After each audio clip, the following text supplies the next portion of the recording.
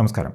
നമ്മുടെ ജീവിതത്തിൽ നമുക്കെല്ലാം ഉണ്ട് എന്ന് കരുതുന്ന സമയത്തും പല കാരണങ്ങൾ കൊണ്ട് നമുക്കൊരു ഇല്ലായ്മയുടെ ഫീലിംഗ് അല്ലെങ്കിൽ നമ്മൾ കംപ്ലീറ്റ് അല്ല എന്നൊരു തോന്നൽ ഉണ്ടാകാറുണ്ട്.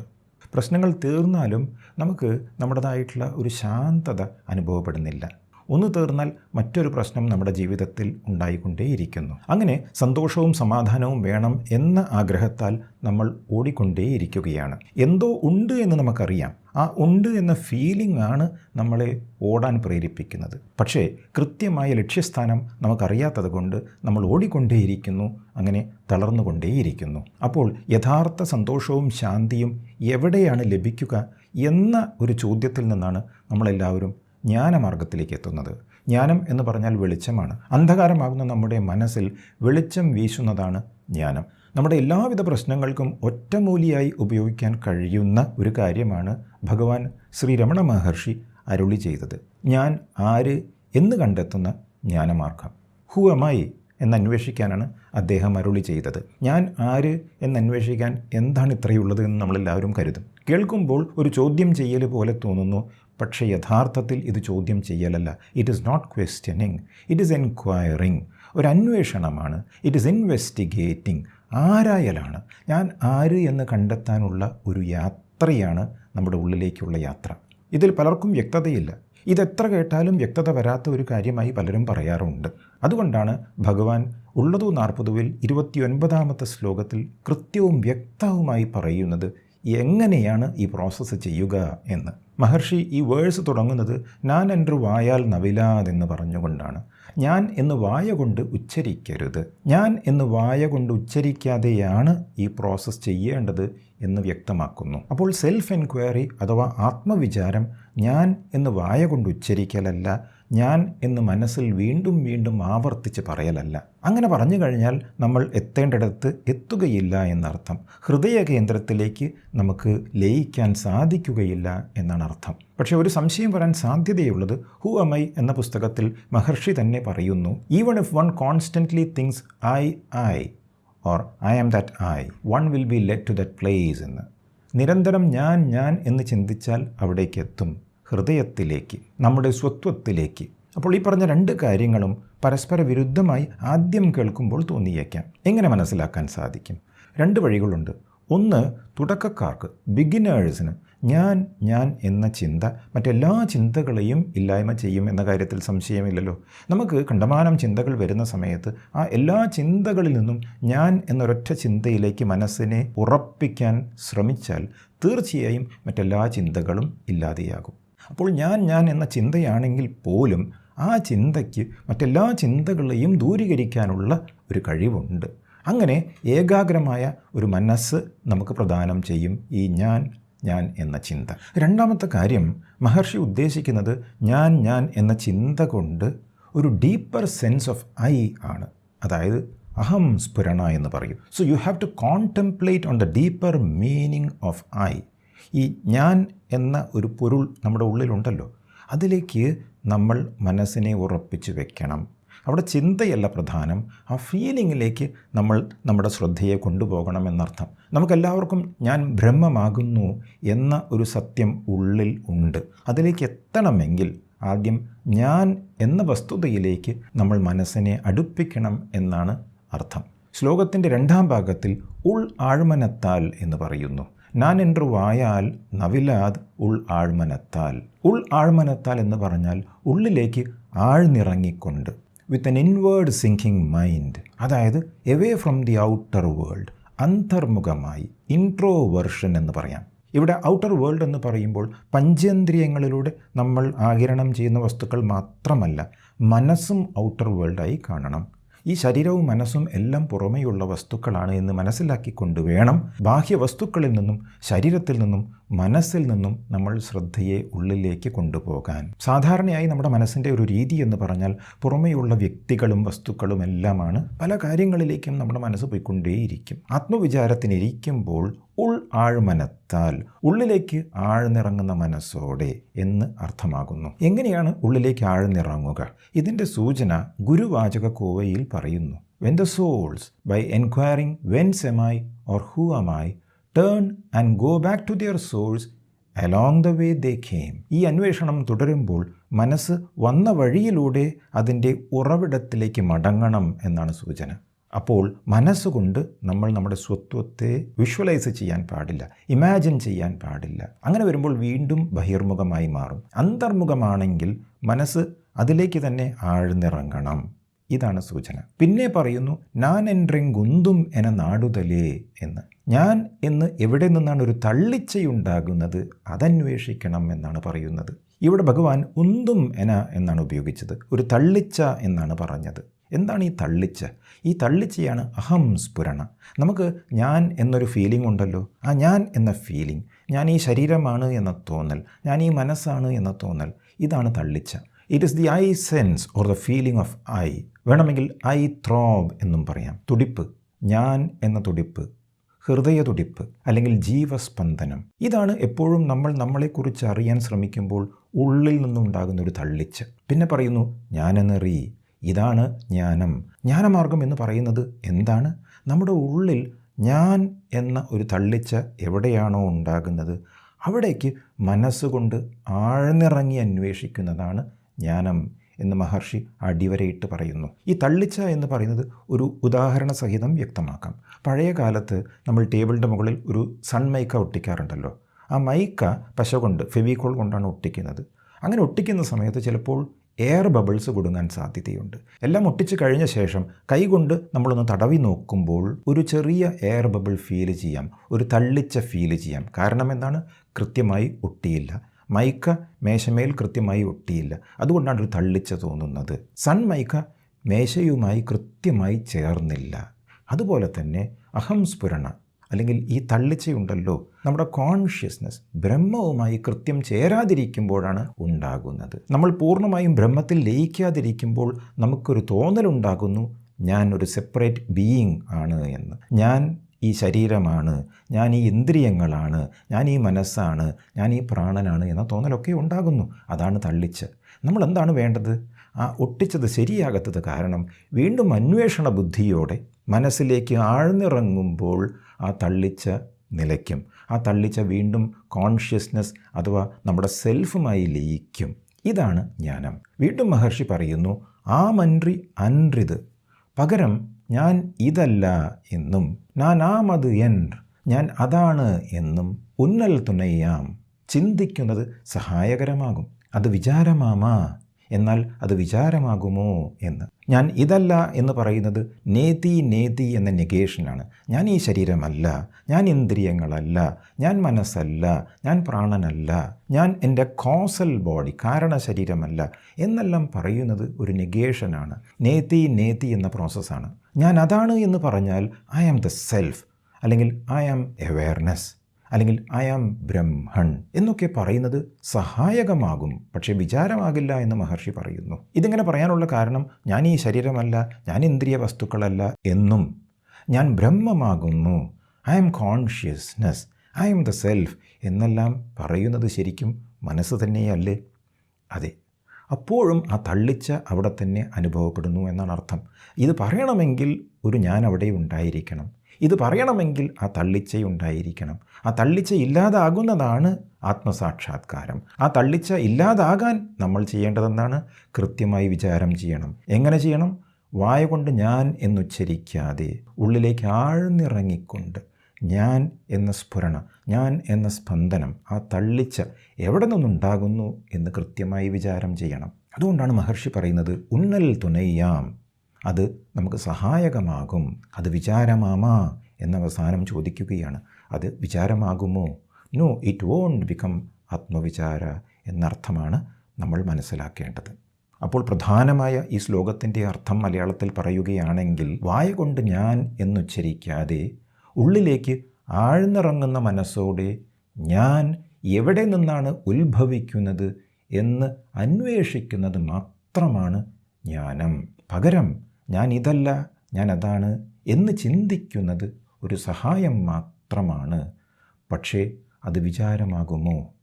എത്ര കൃത്യവും വ്യക്തവുമായിട്ടാണ് ഭഗവാൻ ഇത് പറഞ്ഞു തന്നത്. നമ്മൾ ചെയ്യേണ്ടത് ശരിയായ വിചാരം മാത്രമാണ്. അല്പസമയം നമുക്ക് വിചാരത്തിലേക്ക് കടക്കാം. Gently close your eyes. ശരീരം ശാന്തമാക്കുക. ശ്വാസം സ്വാഭാവികമായി ഒഴുകട്ടെ. ഒന്നും നിയന്ത്രിക്കേണ്ടതില്ല.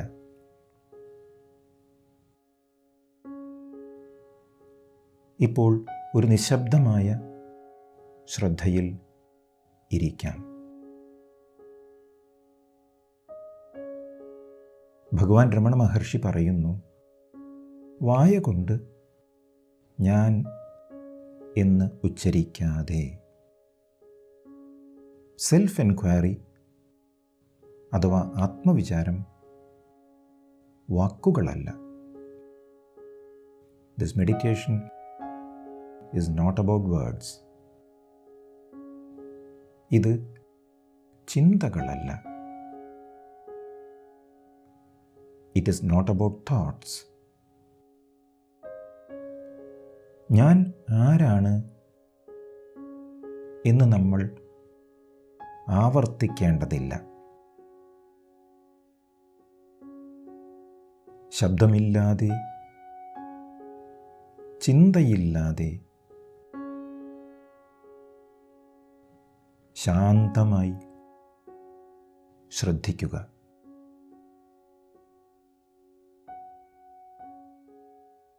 എന്നിട്ട് മനസ്സിനെ ഉള്ളിലേക്ക് തിരിക്കുക.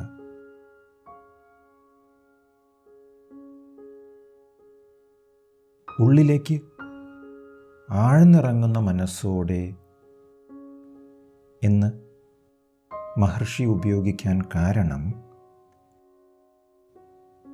പുറത്തേക്കുള്ള ശ്രദ്ധ വിട്ടുകൊടുക്കാൻ വേണ്ടിയാണ്.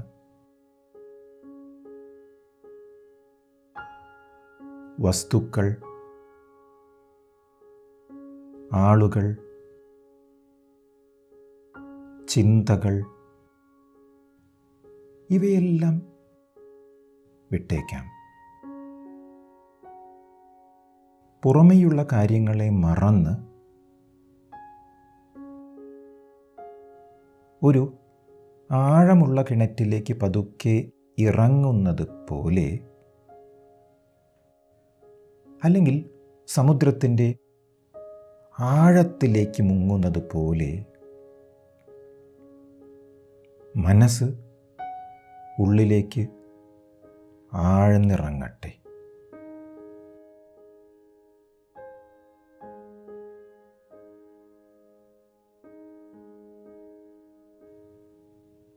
Let the mind gently sink inward.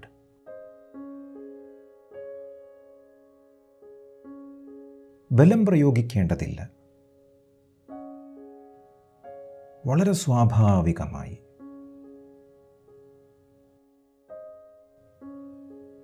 ശ്രദ്ധിക്കുക.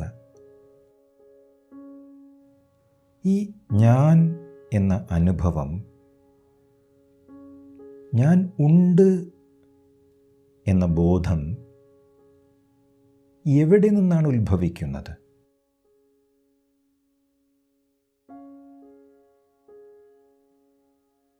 ഈ ചോദ്യം ശബ്ദം ഉപയോഗിച്ച് ചോദിക്കേണ്ട ചോദ്യമല്ല. ശ്രദ്ധയാൽ നോക്കുക.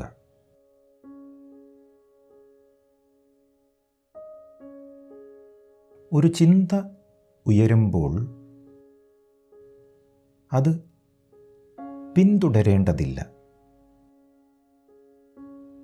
മറിച്ച് ശ്രദ്ധിക്കുക. ആ ചിന്തയ്ക്ക് മുമ്പ് ഈ ഞാൻ ഉണ്ടായിരുന്നു.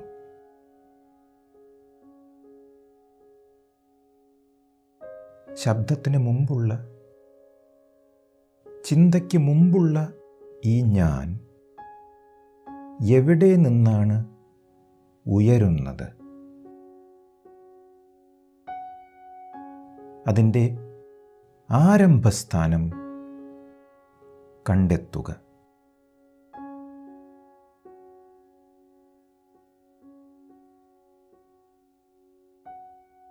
ഞാൻ എന്ന അനുഭവത്തിൻ്റെ മൂലം ചികയുക.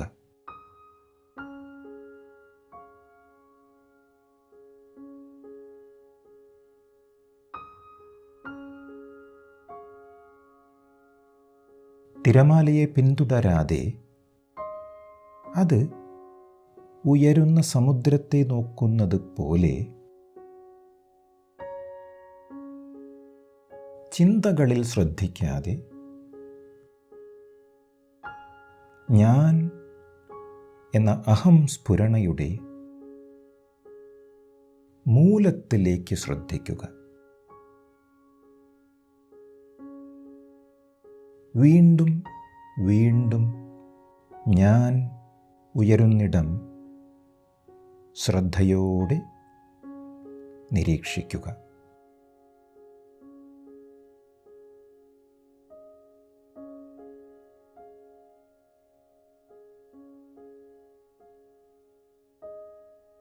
അതിനെ പിടിക്കേണ്ട ആവശ്യമില്ല. ശാന്തമായി നോക്കിയാൽ മാത്രം മതി.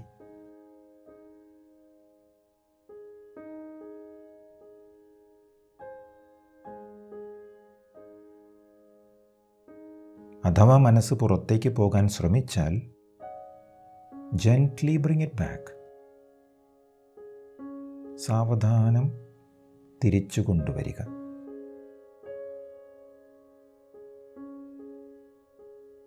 From where did this I rise? ഈ ഞാൻ എവിടെ നിന്നാണ് ഉയരുന്നത്?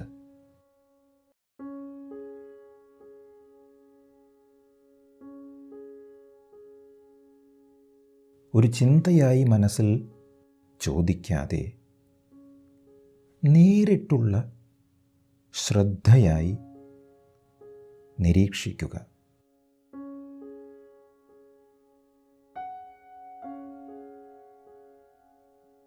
ഞാൻ ഇതല്ല, ഞാൻ അതാണ് എന്നത് ചിന്തകളാണ്.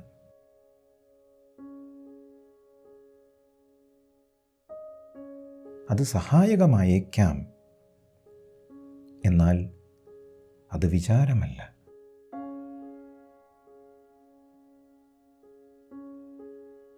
അതുകൊണ്ട് ഞാൻ ഈ ശരീരം അല്ല എന്ന ചിന്ത പോലും വേണ്ട. ഞാൻ ആത്മാവാണ് എന്ന ചിന്തയും വേണ്ട.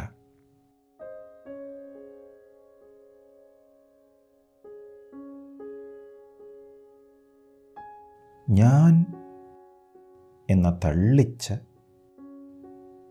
എവിടെ നിന്നുയരുന്നു അതുമാത്രം ശ്രദ്ധിക്കുക.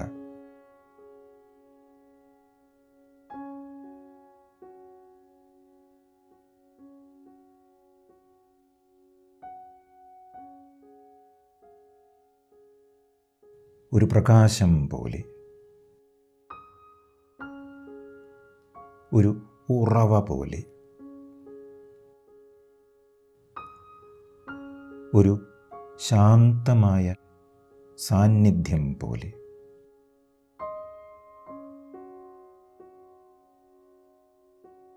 അവിടെ മനസ്സ് പതുക്കെ ലയിക്കട്ടെ.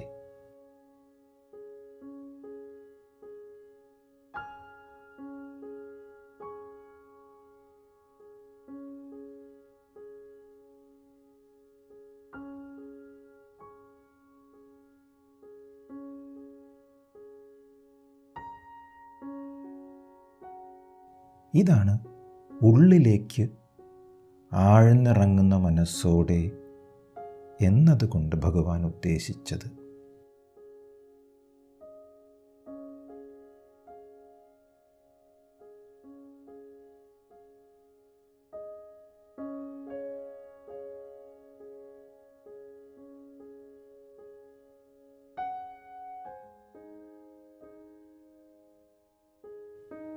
ശ്രമമില്ലാതെ,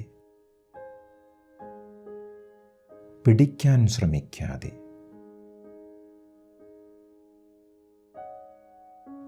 അതിലേക്ക് ലയിച്ച്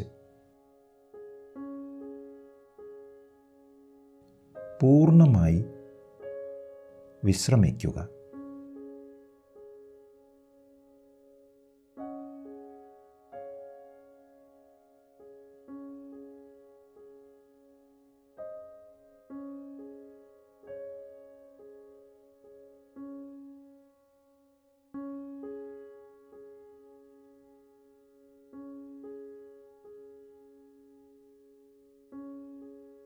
വീണ്ടും ചിന്ത ഉയർന്നു വന്നാൽ വീണ്ടും അന്വേഷിക്കുക, എവിടെ നിന്നാണ് ഈ ചിന്ത വന്നത്?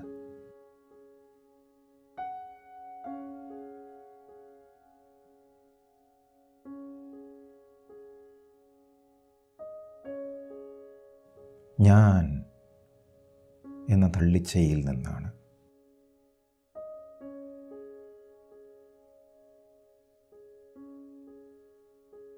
ഈ ഞാൻ എന്ന തള്ളിച്ച എവിടെ നിന്നാണ് ഉണ്ടാകുന്നത്?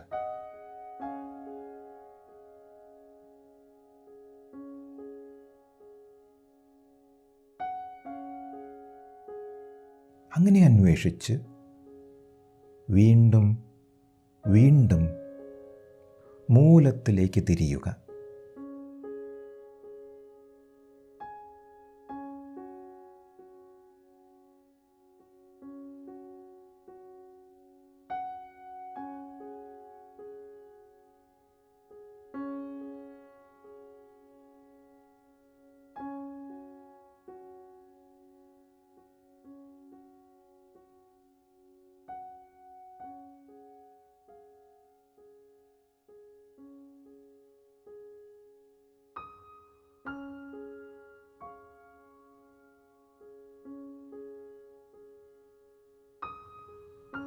Return to the source.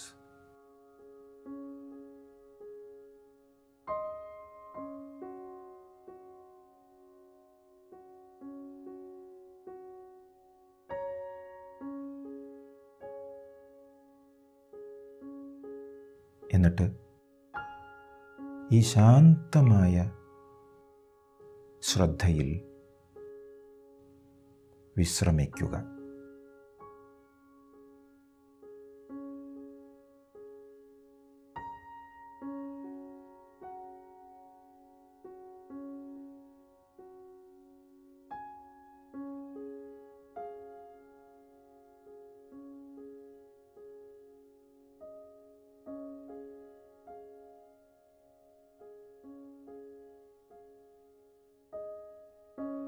പതുക്കെ ശരീരബോധത്തിലേക്ക് മടങ്ങുക.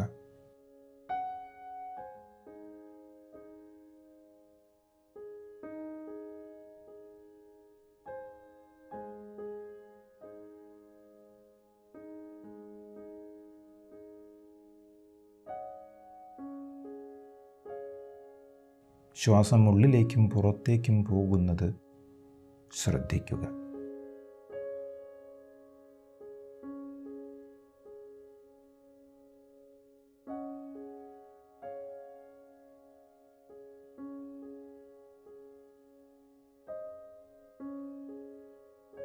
അങ്ങനെ പതിയെ കണ്ണുകൾ തുറക്കുക.